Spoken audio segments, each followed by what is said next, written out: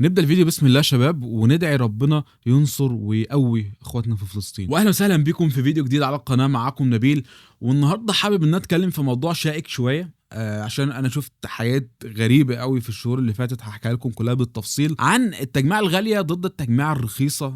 وهنتكلم النهارده بالذات عن الالعاب التنافسية. وعارف في ناس كتير هتقول لي يا نبيل وانت ليه ما بتتكلمش عن محتوى الشغل وكده.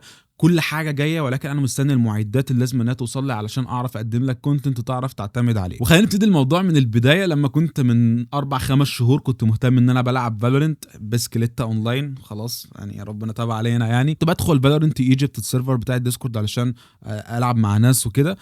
وطبعا الناس اللي كانت يعني معايا وعارفه ان كنت بلعب معاهم وليا ذكريات حلوه معاهم بمعنى صح، وكنت مأدي في الماتش، فانتوا حبايبي على راسي.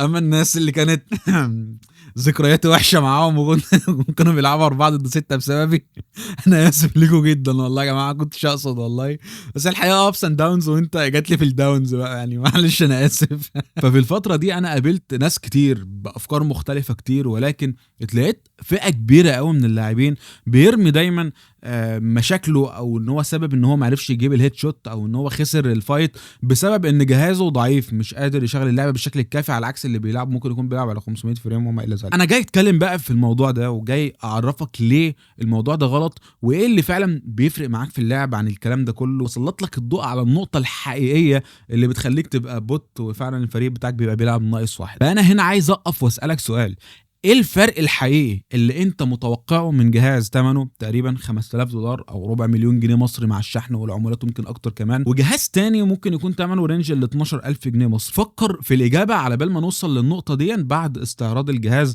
اللي احنا حلبناه فيديوهات من ايسوس، وفي جهاز تاني بيركب هيتحلب هو كمان فيديوهات. مش لا رحمه هنا، خلاص في كونتنت يبقى هدي على طول، مش هرح. خلينا نبدا بالبورده، وهي الايسوس تاف بلس واي فاي الاكس 670 اي، فيها كل اللي انت محتاجه، منافذ رامات، منافذ مش عارف ايه، كل اللي انت محتاجه هتلاقي فيها. والاهم من ده كله ان فيها دايره طاقه هتعرف تخدم وتروض الوحش بتاع النهارده واللي احنا بنستخدمه في كل الفيديوهات اللي فاتت، الرايزن 9 7900 اكس. اختصار الاول معالج بجيل حديث، معماريه حديثه، يعني سنجل كور بيرفورمانس محترمه، يعني هيفضل مدينا او هيقدر يدينا الفريمات المطلوبه اللي احنا نعرف نعمل بها القياسات اللي احنا محتاجينها، وتكون ثابته كمان ومستقره، دي اهم حاجه. رامات كينجستون فيوري رينيجيت 6000 ميجا هرتز سي ال 32، برضو ما عنديش اي مشكله معاها، شغال بيها تقريبا قرب الشهر لحد دلوقتي، ما قابلنيش اي مشاكل من حيث الاستقرار ولا اي كلام من ده، فانا انصحك بيها جدا لو انت ناوي تجمع تجميع رايزن الايام دي. مبرد الايسوس روج رو، مش عارف اسمه كده صح ولا لا، ده 360 مللي، وهو مقضي المعالج وماشي الدنيا معاه، مفيش عندي اي ثروتلينج بيحصل وانا بلعب وكده. يعني الوحش الكاسر اللي نفخناه في كل الفيديوهات اللي فاتت تقريبا معانا، وهو الايسوس الستريكس 4090، مش محتاج اتكلم عنه كتير من تبريد وما الى ذلك وكواليتي، خلاص نسخه الروج معروفه، والاستريكس بالذات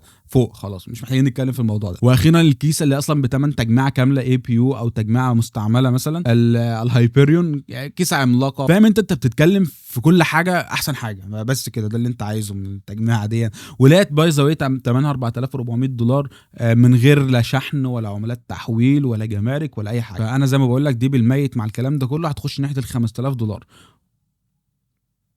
اظن انت متخيل بقى السعر هيبقى عامل ازاي بالمصري. الشاشه اللي احنا مستخدمينها في هذه الاختبارات الايسوس تاف الفي جي 28 يو 4K 144 هرتز، واحده من احسن الشاشات اللي انا جربتها في حياتي يعني الحقيقه. انا هجرب على فالورنت، انا مش حابب ان انا بصراحه اعمل لها كونتنت ولا حاجه، ولكن هي دي اللعبه اللي موجوده حاليا، وبصراحه الباقه ما هيش مستحمله ان انا احمل بقى والجو ده.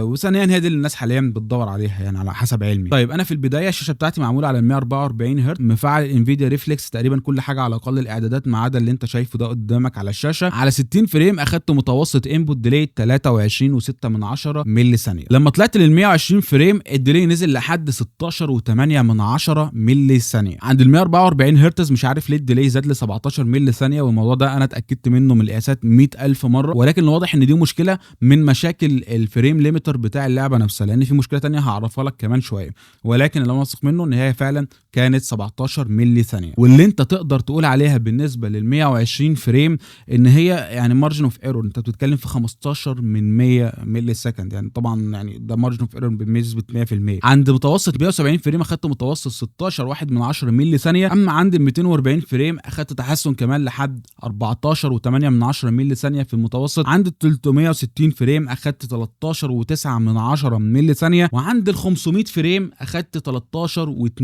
من 10 ملي ثانيه. وللاسف لحد ال 500 فريم ما كانش اللوك بيبقى شغال، يعني بتحط مثلا 550 يفضل عند ال 500، تحط 600 يفضل عند ال 500، تحط 1000 يفضل عند 500. فما كانش قدامي بقى هنا غير ان انا اجيب على طول الانلوك ده، او ان انا اعمل انلوك للوك ده، واقوم جايب اقصى حاجه بقى بيجيبها الجهاز، واللي كانت 1200 فريم. طبعا الكلام ده كله كان في كاستم جيم. 1200 فريم كان متوسط الديلي 12 و9 من 10 ملي ثانيه. عشان توصل للرقم ده احنا هنا بنتكلم في جهاز زي ما قلت لك ب $4400 من غير اي حبشه. تعالى كده بقى نحسبها كده بالعقل. انا دلوقتي علشان اخد جهاز يعرف يخليني اشتغل على 120 فريم في المتوسط انا محتاج ايه؟ بعض تجميعات الاي بي يو هتعرف تشغل لك الموضوع ده. كذلك لو انت معاك تجميعه مثلا بمعالج جيل 8 اي 7 بالذات او جيل سادس مع كارت زي ال 1060 3 جيجا، المهم استهلاك الكارت بتاعك ما يبقاش عالي، فبالتالي هتقلل في اعدادات التكاتشرز وما الى ذلك، هتلاقي نفسك ان انت اخد نفس الديلي ونفس الاداء ده اللي هو 16 و8 من 10 ملي ثانيه، ده مقارنه مع ال 1200 فريم. فتقدر تقول هنا ان في تحسن بنسبه 3.8 من 10 ملي ثانيه. هل جهاز بنتكلم فيه في رينج $300 تقريبا $350 يستاهل ان انت تضيف عليه $4100 علشان تاخد تحسن 3.8 من 10 ملي ثانيه؟ طب هل اصلا ال 3.8 من 10 ملي ثانيه دول هيفيدوك في اللعب؟ يعني انت ده هيخلوك مثلا برو بلاير يعني، وتخش بقى تبقى خارق حرق وتجيب اي حد من قفاه؟ انسى. لان في هنا نقطه بقى غايبه عن الناس كلها، حرفيا هي دي السبب اللي بتخليك اصلا تاكل على عينك، وهقول لك انا اكتشفتها ازاي كمان شويه. عموما برضو اللي انا عايزك تبقى عارفه هنا ان الجهاز مش هيعرف يمسك ال 1200 فريم جوه اللعبه في ماتش حقيقي 5 ضد 5 رانكد او ايا ما يكن او ان رانكد، مش هيقدر يمسك ال 1200. هو هيبقى ماسك متوسط ال 600 700 فريم، واللي هو باي ذا واي انت بتتكلم ان الفرق ما بين ال 500 وال 1200 3 من 10 ملي ثانيه. فانت متخيل انت بتلعب على ال 700 فريم، فانت هتلاقي نفس الديلي بتاع ال 500. فبالتالي انت لو جيت تقارن ال 120 اللي هو 16 و8 وتطرحهم من ال 500 اللي هو 13 و2، هتلاقي تقريبا 3 و4 حاجه زي كده، 3 و4 ملي ثانيه. وبرده للحقيقه عشان تلعب على 500 فريم في المتوسط انت مش محتاج جهاز زي ده، لا انت ممكن تجيب جهاز ارخص من كده بكتير، يعني جهاز ناحيه ال 40000 50000 هيجيب لك الموضوع ده بسهوله. لكن انت بتتكلم عن 50000 جنيه برده، ما هوش رقم قليل. وانا عموما مش جاي اتكلم عن الفئه دي، انا جاي اتكلم عن ما هو اقل من كده، لان هي دي الناس اللي بتقعد ترمي اللوم دايما على الديلي على الجهاز، ان هو اللي قدامي بيلعب 500 وانا بلعب 120 لا مش عارف ايه الجو ده كله. لكن الناس اللي بتكلم عنها في فئه مثلا ال 40000 ولا 30000 وكده مش هتلاقيه بيشتكي الشكاوي دي. فاحنا كده واقفين عند ان اللي معاه جهاز اصلا استيراد بس عارف يمسك ال 120 فريم في المتوسط هو فعلا يقدر ينافس اللي بيلعب على 500 فريم على فكره عادي. وما تنساش هنا ان في عنصر خفي الا وهو تكتيك اللعبه دي مش قايمه بنسبه 100% على الايم، على قد ما انت في عندك تيم بيكمل بعضه، في سكيلات، في ترابس، في حاجات بالهبل هتخليك تكسب الفايت لو انت استخدمتها صح. فال3.4 من 10 التحسن ملي ثانيه دول اكيد اكيد اكيد مش هيخلوك تبقى لعيب، اكيد اكيد اكيد اكيد مش هيفرقوا معاك فرق سما وارض زي ما انت مفكر. ده بل على فكره ان الناس اللي بتشتري اجهزه ناحيه ال 20000 النهارده او ال 25000 مع معالجات اللي هي الجيل ال 13100 مش عارف ايه والجو ده، هيقدر ان هو يمسك على فكره ال 240 في المتوسط اللي هو ال 14.8 من 10 الديلي بتاعه. وانت بتتكلم عن ديلي من 14.8 ل 13.2، يعني بتتكلم في 1 وكسر ملي ثانيه. اكيد برضه ده مش هيخليك تبقى لعيب، واكيد ده مش هيخليك تبقى يعني خارق حارق، يعني فاهم. فقبل ما نخش في حته ايه الحاجه فعلا اللي بتخليك تبقى بوت في اللعبه والتيم بتاعك بيبقى ناقص واحد بيلعبوا 4 ضد 6، انا عايز اسالك انت شايف فعلا ان يستاهل ان الواحد يدفع كل المبلغ ده عشان ياخد تحسن 3 ملي ثانيه ولا 3.5 ملي ثانيه ولا 1.5 ملي ثانيه؟ برضه في نقطه مهمه لازم تبقى عارفها، ان احنا هنا بنعمل تيست على 144 هرتز، برضه ده بيبقى ليه ليميتيشن. يعني انت لو معاك شاشه 360 هتنزل في الديلي كمان ملي ونص. فهل ده انت شايف ان هو مبرر كافي ان انت تروح تدفع في شاشه ممكن تتكلم في بتاع 3-4 اضعاف في الوضع الطبيعي ان انت تشتري فيه 144 هرتز؟ عشان تجيب واحد 360. هل الواحد ونص ملي ثانيه دي هتخليك لعيب؟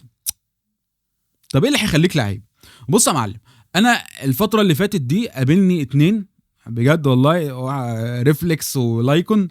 الله يكون المجنون مسمي نفسه كده، وهو مجنون فعلا، لان ده على 50 60 فريم كان بيخش الامورتال لوبي، والله العظيم كانوا بيقولوا عليه ان هو هاك.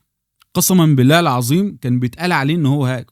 هو عارف انت في لحظه كده تلاقي نشحك الهدايه، انت مش رايح تتنفس، انت مش هتعرف اصلا تستوعب مكانه. انت لما تلعب ضده هتقول ان هو هاك، بس هو مش هاك، هو محقق المعادله اللي ناقصه ناس كتير، اللي خليته على 40 50 فريم قادر ان هو ينافس ناس ليفلها ليفل عالي تمام في اللعب، وكذلك اجهزتها قويه، وكذلك كمان بنجها كويس. عارف ايه الحاجه دي؟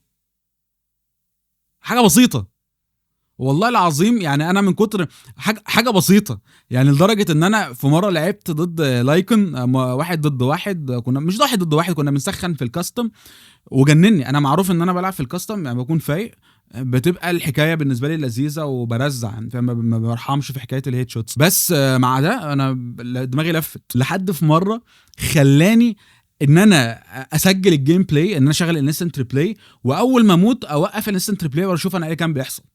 عارف بقى تلاقيت ايه يا معلم؟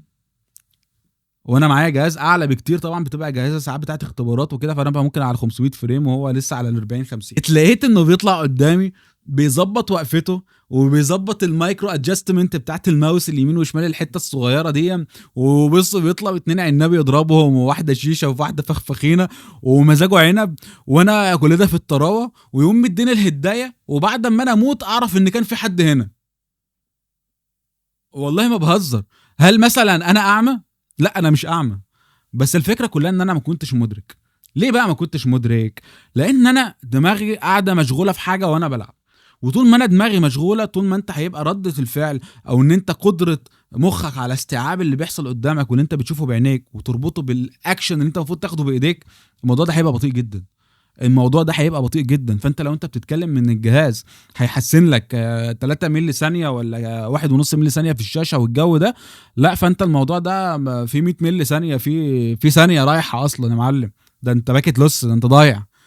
انت فاهم؟ مجرد بس ما انت مش عارف تخش في مود انك تركز في اللعبه بنسبه 100% وتبقى هي دي بس الحاجه اللي شغلاك، ومش اللعبه ككل، السين او الموقف اللي انت فيه ده الحاجه الوحيده بس اللي شغلاك، ده انت خلاص انت كده كده هتاخد على عينيك.